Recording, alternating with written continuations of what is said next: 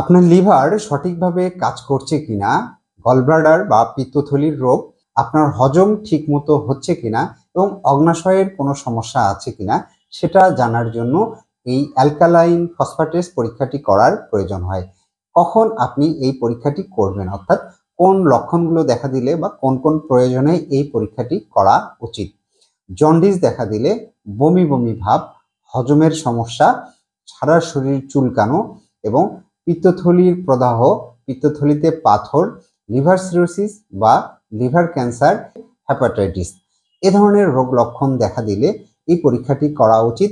এর পাশাপাশি হাড়ের কিছু রোগ, আপনার হাড় বারবার ভেঙে যাওয়া, হাড়ের জয়েন্টগুলোর ব্যথা এবং হাড়ের জয়েন্টগুলোর গঠন পরিবর্তন হওয়া, হাড়ের ক্যান্সার, রিকেট সহ হাড়ের কিছু রোগের জন্য এই অ্যালকালাইন ফসফেটেস পরীক্ষাটি করার প্রয়োজন হয়।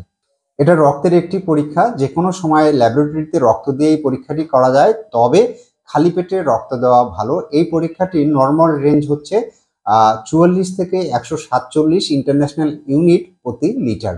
এর মধ্যে যদি থাকে তাহলে আপনার রিপোর্টটি স্বাভাবিক।